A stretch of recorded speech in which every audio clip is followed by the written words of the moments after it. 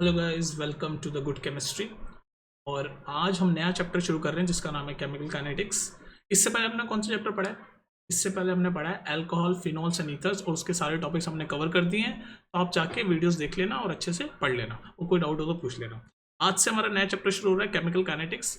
इसमें चैप्टर इतना बड़ा नहीं है, लेकिन इसमें कुछ चीज़ें हैं जो कन्फ्यूजिंग हो सकती है थोड़ी मैथमेटिकल पॉइंट ऑफ व्यू से। बाकी चीज़ें इतनी मतलब वास्ट नहीं है, मतलब ज़्यादा डिटेल में इतना नहीं है। बस कुछ ही टॉपिक्स हैं, तो हम मोस्ट प्रोबेबली जितना टाइम हमने अल्कोहल, फिनॉल और हेलोअल्केन वगैरह में जितना लगाया था उतना टाइम हम इस चैप्टर को कंप्लीट करने में नहीं लगाएंगे। Let's hope. ठीक है, तो आज का जो टॉपिक है, इस चैप्टर का पहला टॉपिक हम पढ़ रहे हैं रेट ऑफ रिएक्शन।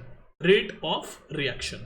अब देखो भाई, हमारे चारों तरफ थोड़ा सा मैं को इंट्रोडक्शन दे रहा हूँ भाई। रेट ऑफ रिएक्शन आज का टॉपिक है और ये हमारा चैप्टर है ना। तो हमारे चारों तरफ बहुत सारे टाइप ऑफ, आप इसको ये भी बोल सकते हो रेट ऑफ केमिकल रिएक्शन। क्योंकि हम केमिकल रिएक्शंस की ही बात करेंगे। तो हमारे चारों तरफ डे टू डे लाइफ में बहुत सारी केमिकल रिएक्शंस हो रही है। तो वो केमिकल रिएक्शन जो हो रही है वो अलग अलग स्पीड पे हो रही होगी भाई। कोई कोई केमिकल रिएक्शन बहुत फास्ट हो रही है ना। कोई स्लो हो रही है, कोई मॉडरेट स्पीड पे हो रही है ना। ऐसे ही होता है। सब एक ही स्पीड पे। रेट मतलब स्पीड, आसान भाषा में रेट मतलब सब एक ही रेट पे थोड़ी ना हो रही होगी। कुछ फास्ट हो रही होगी केमिकल रिएक्शन, कुछ स्लो हो रही होगी, कुछ मॉडरेट हो रही होगी। तो हम कैसे पता चलाएं कि भाई केमिकल रिएक्शन का रेट क्या है, या फिर हम बोले आसान भाषा में स्पीड क्या है? तो वही, ये जो आपका रेट ऑफ रिएक्शन है वो यही बताता है कि हम कैसे किसी केमिकल रिएक्शन का रेट बताते हैं। रेट मतलब स्पीड, तभी तो इस टॉपिक का नाम है rate of chemical reaction, rate of reaction. ठीक है, तो जैसे फास्ट हमारी केमिकल रिएक्शन होती है, जैसे फॉर एग्जांपल आपका जो AgNO3 है, AgNO3 यानी सिल्वर नाइट्रेट। तो जब हम AgNO3 और NaCl को रिएक्ट करवाते हैं, तो silver nitrate plus sodium chloride को जब हम रिएक्ट करवाते हैं, तो हमारा सिल्वर क्लोराइड जो ये बनता है, जो हमारे सिल्वर क्लोराइड प्रेसिपिटेट होता है, बेसिकली प्रेसिपिटेट होता है, ये बहुत ही फास्ट रिएक्शन है, बहुत ही फास्ट रिएक्शन है। और अगर हम बहुत स्लो रिएक्शन की बात करें तो बहुत सारे रिएक्शन है, जैसे रस्टिंग ऑफ आयरन। ये भी एक तरह का केमिकल रिएक्शन है ना हमारा। आयरन पे जंग लग जाता है हमारे, आयरन के प्रोडक्ट्स पे, आयरन की चीज़ों पे। वो स्लोली स्लोली तो होता है, एकदम से तो नहीं ना हो जाता है कि हम लोहे की कोई चीज लाए और एकदम से रस्ट लग गया, नहीं ना।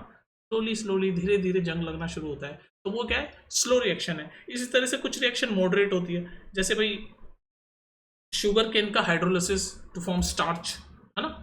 Excuse me, inversion of sugar cane, inversion of sugar cane, ये सब मॉडरेट रिएक्शन है। कहने का मतलब ये, आपको रिएक्शन याद करने की जरूरत नहीं। कहने का मतलब मैं आपको ये समझाना चाह रहा हूँ कि जो हमारे आसपास केमिकल रिएक्शंस होती हैं, केमिकल रिएक्शन होती है, वो अलग अलग रेट पे, यानी कि अलग अलग स्पीड पे हो रही है। कुछ फास्ट हो रही है, कुछ स्लो हो रही है, कुछ मॉडरेट हो रही है। तो हम यह जो टॉपिक पढ़ेंगे रेट ऑफ रिएक्शन, इसमें हम जानेंगे कि भाई रेट ऑफ रिएक्शन हम कैसे बताएं किसी भी केमिकल रिएक्शन का।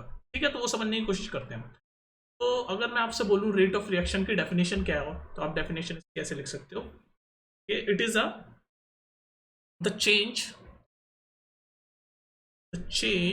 in the concentration, change in the concentration of reactant or product per unit time, the change in concentration of reactant, जो भी हमारी केमिकल रिएक्शन में जो रिएक्टेंट्स हैं, और या फिर प्रोडक्ट्स पर यूनिट टाइम, पर यूनिट टाइम। ये आप बोल सकते हो कि ये क्या है, इसकी डेफिनेशन बोल सकते हो कि change in the concentration of reactant, मतलब जो कंसंट्रेशन होती है रिएक्टेंट की, उसमें जो चेंज होता है, या फिर प्रोडक्ट की जो कंसंट्रेशन है उसमें जो चेंज हो रहा है पर यूनिट टाइम, पर unit time is called rate of chemical reaction, rate of chemical reaction. या फिर सिर्फ रेट ऑफ रिएक्शन बोल सकते हो, क्योंकि हमें पता है सारी रिएक्शन जो हम पढ़ रहे हैं केमिकल रिएक्शन ही। तो क्या है, कंसंट्रेशन में जो चेंज हो रहा है, कंसंट्रेशन में जो चेंज हो रहा है रिएक्टेंट के या फिर प्रोडक्ट के पर unit time is called rate of reaction. ठीक है, तो अगर मैं आपको मान लो एक ऐसे हाइपोथेटिकल एक रिएक्शन दिखाऊं, हाइपोथेटिकल कोई सी भी हाइपोथेटिकल एक रिएक्शन दिखाऊं, जैसे सपोज ए गिव्स बी। तो ये हमारा ए रिएक्टेंट है, बी हमारा प्रोडक्ट है। ये हमारा रिएक्टेंट है ना ए, भाई ए से बी बन रहा है। तो ये वाली साइड कौन सी, मैंने देखो यहाँ लिख के दिखाता हूँ। ये वाली साइड है हमारी रिएक्टेंट साइड, और ये बी है, वाली साइड हमारी क्या है, प्रोडक्ट टाइप, प्रोडक्ट टाइप। तो ये ए है रिएक्टेंट है और ये बी है प्रोडक्ट है। तो ये ए धीरे धीरे धीरे धीरे बी में कन्वर्ट हो रहा है बेसिकली, ये ए धीरे धीरे धीरे बी में कन्वर्ट हो रहा है। तो अगर इनकी कंसंट्रेशन की बात करूं तो आप ये देखो कॉमन सेंस से बता सकते हो कि ए बी में कन्वर्ट हो रहा है, तो इसका मतलब ए की कंसंट्रेशन कम हो रही होगी भाई, ये कम हो रहा है ना बी में, जब बी में बनता जा रहा है धीरे धीरे, तो ए की कंसंट्रेशन कम हो रही होगी, और ये बी कुछ पहले कुछ नहीं था, ए सी तो बी बन रहा है, तो इसकी कंसंट्रेशन बढ़ रही होगी। तो प्रोडक्ट साइड की कंसंट्रेशन हमेशा क्या होती है, इंक्रीज। प्रोडक्ट साइड की कंसंट्रेशन क्या होती है, इंक्रीज, और रिएक्टेंट साइड की कंसंट्रेशन क्या होती है, डिक्रीज। ठीक है, ये आप समझ रहे हो ना बात। ये ए, मैंने एक हाइपोथेटिकल आपको एग्जांपल लिया कि कोई ए रिएक्टेंट है जो बी प्रोडक्ट बना रहा है, तो ए धीरे धीरे कम हो रहा है, ए की कंसंट्रेशन कम हो रही है, और बी की बढ़ रही है क्योंकि बी बन रहा है और ए घट रहा है। ठीक है, तो ए की कंसंट्रेशन कम हो रही है क्योंकि वो रिएक्टेंट है, और बी की कंसंट्रेशन बढ़ रही है, इंक्रीज हो रही है क्योंकि वो क्या है, वो है प्रोडक्ट। तो अगर मैं इसको हमारी इस डेफिनेशन के हिसाब से लिखूं, जो रेट ऑफ रिएक्शन, अगर आपसे कोई पूछे कि what is the rate of reaction of this reaction, इस रिएक्शन का रेट क्या है, स्पीड क्या है, तो आप कैसे बताओगे। तो हमने ये पढ़ा अभी डेफिनेशन कि it is the change in the concentration of reactant. तो रिएक्टेंट ये रहा, चेंज इन, ये चेंज का साइन होता है, change in the concentration of reactant लिखते हैं ये वाले ब्रैकेट में। तो रिएक्टेंट हमारा क्या है, ए, तो हमें change in the concentration of A upon per unit time, तो change in time, change in the concentration of reactant और प्रोडक्ट पर यूनिट टाइम, तो चेंज इन टाइम, ये हो गया रिएक्टेंट साइड में। लेकिन अब मैंने क्या बोला था कि रिएक्टेंट की कंसंट्रेशन क्या हो रही है, डिक्रीज, तो ये कंसंट्रेशन के बाहर माइनस का साइन जरूर, क्योंकि डिक्रीज, ये माइनस का साइन ये दिखा रहा है कि कंसंट्रेशन डिक्रीज हो रही है। ठीक है, और अगर प्रोडक्ट साइड में मैं लिखूँ, सेम ही होगा, चाहे रिएक्टेंट साइड से आप रेट निकालो चाहे प्रोडक्ट साइड से रेट निकालो, तो बराबर ही होगा। यहाँ पर मैंने रिएक्टेंट साइड से क्या निकाला, रेट, रिएक्टेंट साइड यूज करके, ये रिएक्टेंट वाला जो हमारा एलिमेंट है इसको यूज करके मैंने रेट ऑफ रिएक्शन निकाला, और रेट ऑफ रिएक्शन क्या है, change in the concentration of reactant upon change in time, और ये माइनस का साइन दिखा रहा है कि कंसंट्रेशन डिक्रीज हो रही है, रिएक्टेंट साइड में कंसंट्रेशन हमेशा क्या होती है, डिक्रीज होती है। इज इक्वल टू, अगर प्रोडक्ट साइड से मैं रेट ऑफ रिएक्शन निकालूं तो क्या होगा, चेंज इन द कंसंट्रेशन, यहाँ पर भी चेंज इन द कंसंट्रेशन, हमारा प्रोडक्ट बी है तो change in the concentration of product B upon change in time, यहाँ पर प्लस का ही साइन रहेगा क्योंकि कंसंट्रेशन इंक्रीज हो रही है, तो ये हमारा रेट ऑफ रिएक्शन हो गया। ये सेम ही है, ये रिएक्टेंट साइड वाली, ये प्रोडक्ट साइड वाली है, तो सेम ही, निकाल तो हम रेट ही रहे, निकाल तो स्पीड रहे। यहाँ पर हमने रिएक्टेंट का यूज करके स्पीड निकाली है, यहाँ पर हमने प्रोडक्ट का यूज करके स्पीड निकाली है, तो बस इनका नाम दे रखा है। तो ये रिएक्टेंट साइड वाली जो होती है ना, रिएक्टेंट साइड स्पीड जो होती है, जब हम रिएक्टेंट को यूज करके स्पीड निकालते हैं या फिर रेट निकालते हैं, जब मैं स्पीड और रेट दोनों इंटरचेंजेबली यूज करूंगा, वर्ड कंफ्यूज मत होना, स्पीड मतलब रेट। तो जब हम रिएक्टेंट को यूज करके स्पीड निकालता हूं या फिर रेट निकालता हूं, तो उसको बोलते हैं रेट ऑफ, ये बस नाम है एक, rate of disappearance, rate of disappearance. ये समझ आ रहा है, डिसअपियरेंस मतलब ये कम हो रहा है ना, डिक्रीज हो रहा है, तो ऑब्वियसली डिसअपियरेंस, कॉमन सेंस। और ये क्या है, रेट ऑफ, अब आप इसको जज कर सकते हो, इसका क्या है, rate of appearance, rate of appearance, बस इसका नाम दे रखा है। अगर रिएक्टेंट साइड वाली से मैं रेट ऑफ रिएक्शन निकालता हूं तो बोलते हैं रेट ऑफ डिसअपियरेंस। प्रोडक्ट को यूज करके अगर मैं रेट ऑफ रिएक्शन निकालता हूं तो रेट ऑफ अपीयरेंस, क्योंकि प्रोडक्ट भी बन रहा है, अपीयर हो रहा है, तो रेट ऑफ अपीयरेंस है। तो ये दोनों इक्वली, दोनों ही क्या है, दोनों ही क्या है, rate of reaction, rate of reaction. ठीक है, तो रेट ऑफ रिएक्शन हम ऐसे निकालते हैं। क्या है रेट ऑफ रिएक्शन, अब जरा मैं कॉमन में लिखूं तो रेट ऑफ रिएक्शन क्या होता है, या व्हाइट कलर से बताता हूं आपको। रेट ऑफ रिएक्शन होता है change in concentration upon change in time, ये होता है रेट। रेट मतलब speed of reaction, rate of,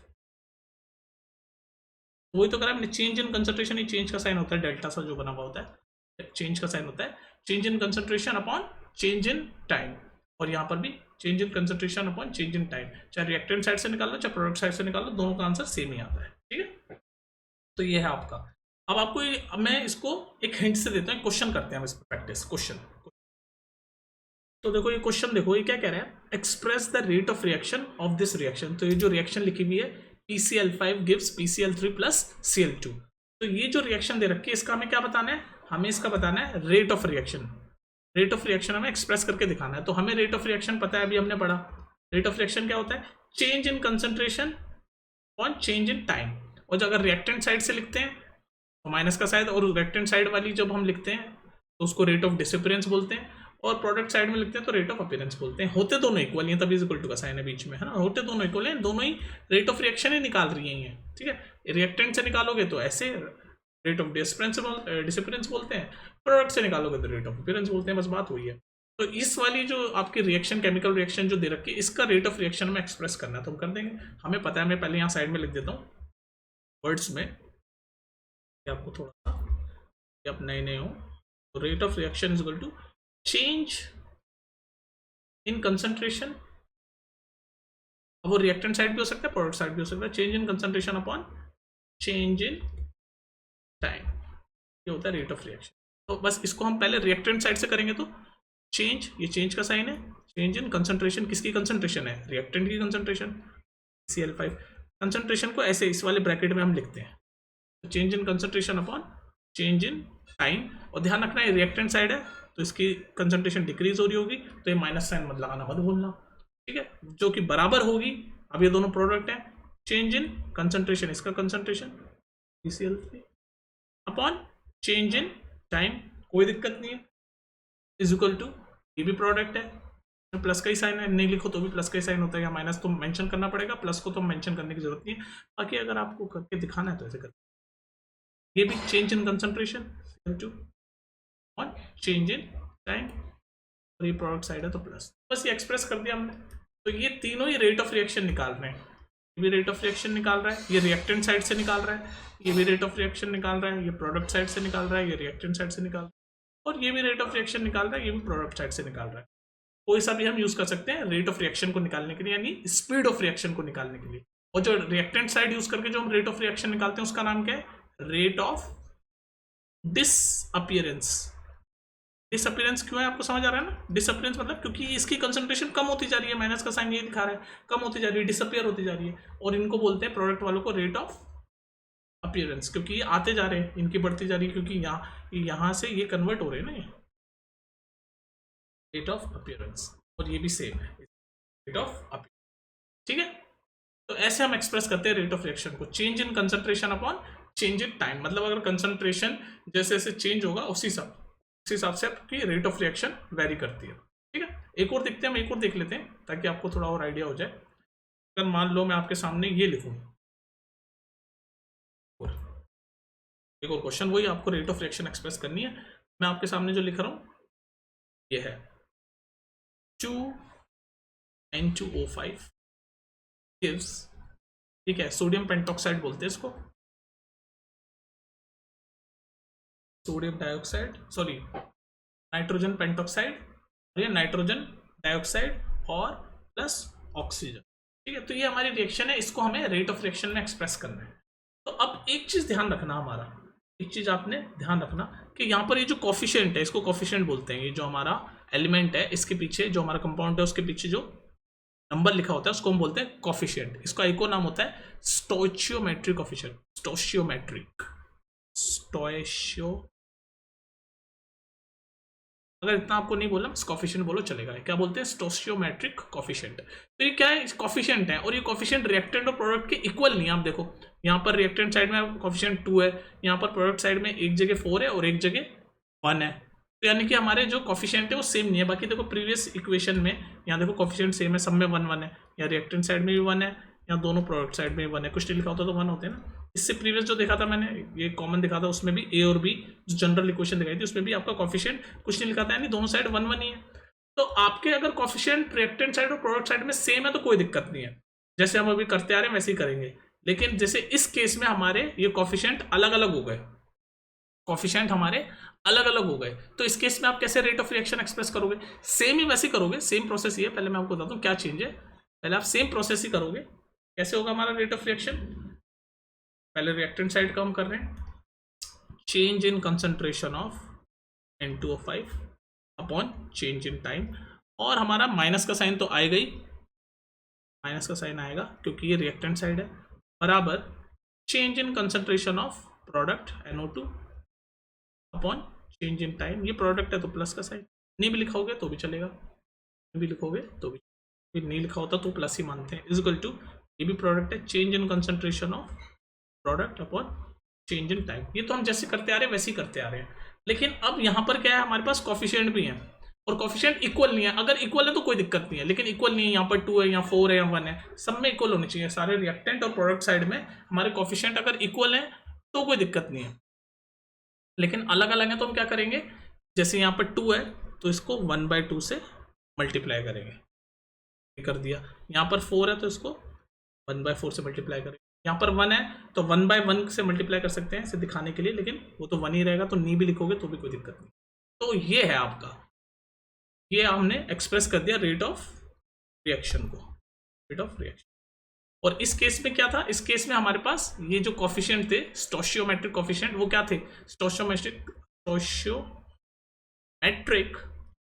word बोलने में बहुत डिफिकल्ट है। स्टोशियोमेट्रिक कॉफिशिएंट्स क्या है, are not same, are not same. तो जब सेम नहीं होते तो ऐसे, जैसे 2 है तो 1/2 से मल्टीप्लाई कर दिया, 4 है तो 1/4 से मल्टीप्लाई कर दिया, और यहाँ तो 1 ही है तो 1/1 लिख लो, लेकिन होगा तो 1 ही है। तो ये ऐसे हम एक्सप्रेस करेंगे रेट ऑफ रिएक्शन, ठीक है। फिर बात वही है, सब कुछ सेम है, बस आपको अपने या कॉफिशिएंट को अपॉन में यानी 1/2 से मल्टीप्लाई करना, मतलब जो भी आपका कॉफिशिएंट होगा उससे मल्टीप्लाई करोगे, जैसे 2 है तो 1/2 या 4 है तो 1/4, जब सेम ना हो, जैसे यहाँ सेम नहीं है। तो ये आपका रेट ऑफ रिएक्शन को एक्सप्रेस करने का पूरा सिस्टम है। अब एक चीज और जान लेते हैं हम, यूनिट क्या होगी, यूनिट क्या होगी, unit of rate of reaction क्या होगी। तो हमारे फॉर्मूले पे यूनिट हम हमेशा फॉर्मूले से निकालते हैं, तो हमारा फॉर्मूला क्या होता है, फॉर्मूला हमारा होता है ये ना formula, change in concentration upon change in time. तो कंसंट्रेशन हम किस में एक्सप्रेस करते हैं, मोल पर लीटर में, और टाइम किस में करेंगे हम, सेकंड में। तो ये यूनिट है, इसको ऐसे भी लिख सकते हो, मोल पर लीटर पर सेकंड। तो यूनिट हो गई मोल पर लीटर पर सेकंड। कंसंट्रेट फॉर्मूला क्या है हमारा रेट ऑफ रिएक्शन का, change in concentration upon change in time. Concentration को हम किस में एक्सप्रेस करते हैं, मोल पर लीटर, और टाइम को सेकंड में। तो मोल पर लीटर पर सेकंड आपका यूनिट हो गई रेट ऑफ रिएक्शन की, समझ लो, मोल पर लीटर पर सेकंड, ठीक। तो ये आपकी यूनिट हो गई रेट ऑफ रिएक्शन की यूनिट, मोल पर लीटर पर सेकंड, क्योंकि कंसंट्रेशन हम किस में एक्सप्रेस करते हैं, मोल पर लीटर में, और अपॉन टाइम, ये रहा अपॉन टाइम पर सेकंड, ठीक है। तो हमारी यूनिट क्या हो गई, मोल पर लीटर पर सेकंड। अच्छा ध्यान रखना, जैसे कई रिएक्शन होती है, कई रिएक्शन होती है जिसमें हमारे जो गैसेस रिएक्शन होती है उसमें हम कंसंट्रेशन को इसमें एक्सप्रेस करते हैं, हम कंसंट्रेशन को पार्शियल प्रेशर में एक्सप्रेस करते हैं। हमने पढ़ा था ना सॉल्यूशन चैप्टर में, कंसंट्रेशन को पार्शियल प्रेशर में एक्सप्रेस करते हैं। तो उस केस में रेट ऑफ रिएक्शन होती है, पार्शियल प्रेशर किसमें होता है, हमारा एटमॉस्फेयर, कंसंट्रेशन हो गई एटमॉस्फेयर पर सेकंड। कंसंट्रेशन अपॉन टाइम होता है ना, तो कंसंट्रेशन हो गई हमारी एटमॉस्फेयर में, और पर टाइम यानी कि पर सेकंड। तो जब हमारी कंसंट्रेशन पार्शियल प्रेशर के टर्म में हो तो हम एटमॉस्फेयर पर सेकंड यूनिट लिखेंगे, ठीक है। बेसिकली बस रेट ऑफ रिएक्शन इस फॉर्मूले पे होती है, concentration upon change in concentration upon change in time. तो कंसंट्रेशन किस में, अगर एटमॉस्फेयर में तो एटमॉस्फेयर, अगर मोल पर लीटर में तो मोल पर लीटर, पर जनरली मोल पर लीटर में ही इस क्वेश्चन आएंगे ज़्यादा, ठीक है। पर आपको ये ध्यान रखना चाहिए कि अगर पार्शियल प्रेशर है और कंसंट्रेशन एटमॉस्फेयर में तो एटमॉस्फेयर पर सेकंड। जैसे क्वेश्चन पढ़ो, एक न्यूमेरिकल है, for the reaction 2A gives B, the concentration of A decreases from 0.5 mole per liter to 0.4 mole per liter in 10 minute। यहाँ पर क्वेश्चन पूरा नहीं है, in 10 minute, ठीक है, in 10 minute calculate the rate. तो वही हमें रेट ऑफ रिएक्शन कैलकुलेट करनी है। तो देखो हमारे रेट ऑफ रिएक्शन का फॉर्मूला क्या होता है, आराम से करेंगे हम। रेट ऑफ रिएक्शन का हमारा फॉर्मूला क्या होता है, रेट ऑफ रिएक्शन, इसका फॉर्मूला हमारा होता है चेंज इन कंसंट्रेशन, या तो रिएक्टेंट या प्रोडक्ट कुछ भी मिल जाए हमें, change in concentration of reactant और प्रोडक्ट जो मिल जाए हमें, ऑन चेंज इन टाइम, यही होता है ना हमारा।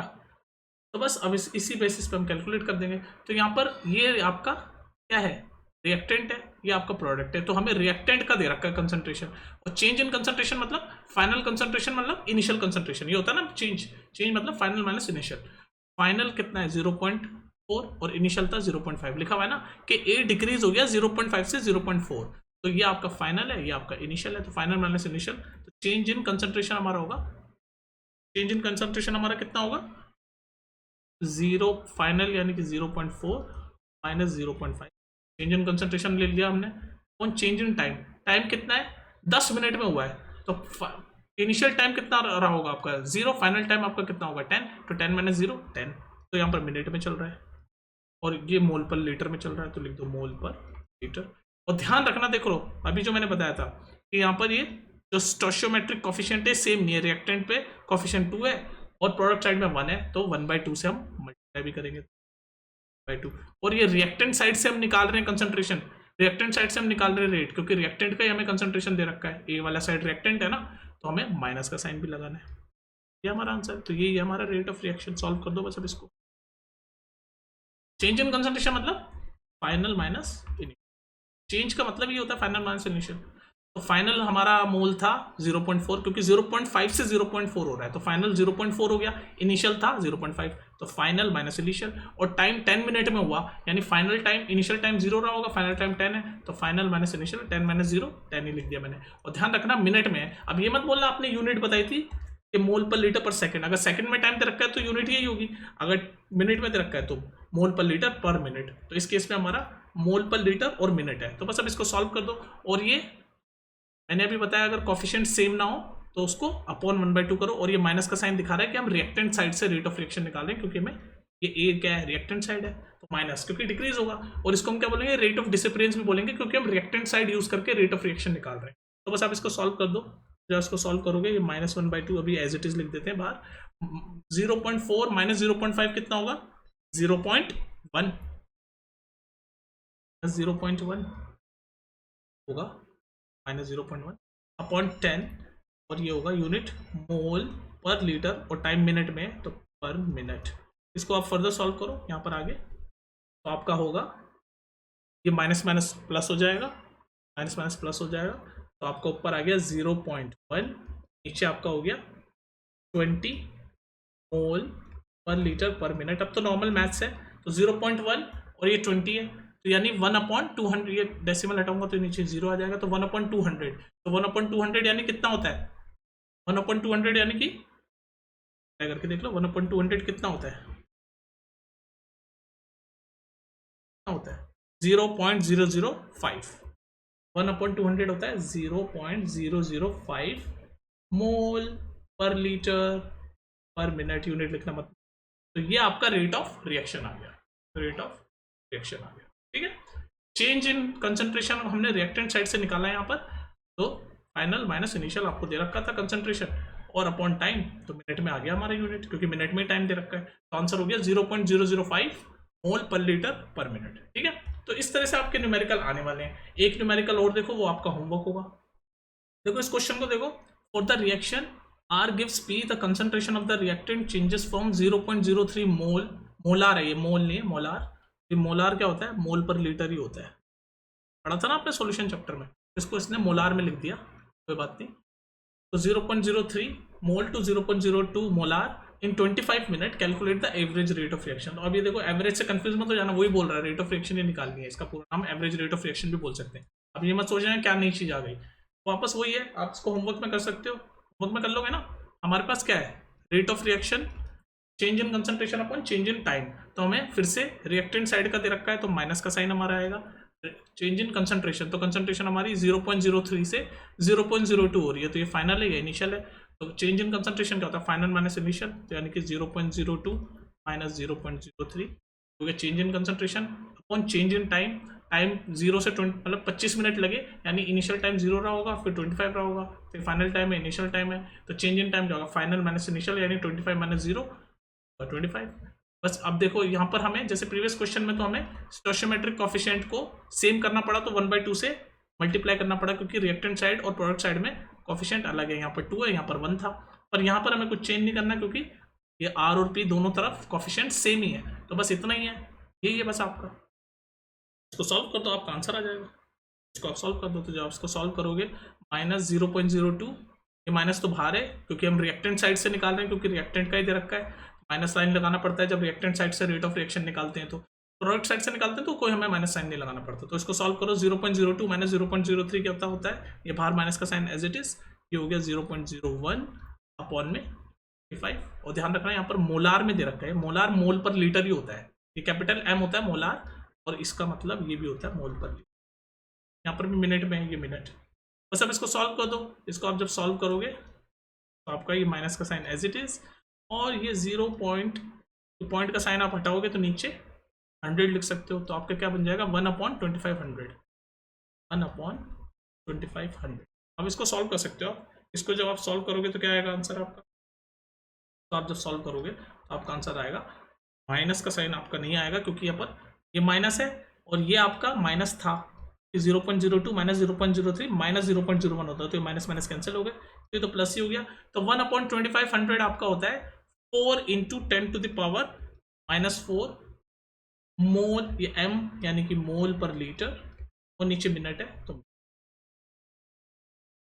सॉल्व कर लो, नॉर्मल मैथ्स है। 1/2500 को आप ऐसे लिख सकते हो 4 × 10⁻⁻⁴ सेकंड। देखो ना इसको, देखो 4 माइनस है यानी कि 4 जीरो ये नीचे, 1 हो जाए 8, 2500 ही है 1/25, ठीक है, सेम ही है। पर इसको ऐसे लिखते हैं हम 10 में, तो अच्छा लगता है।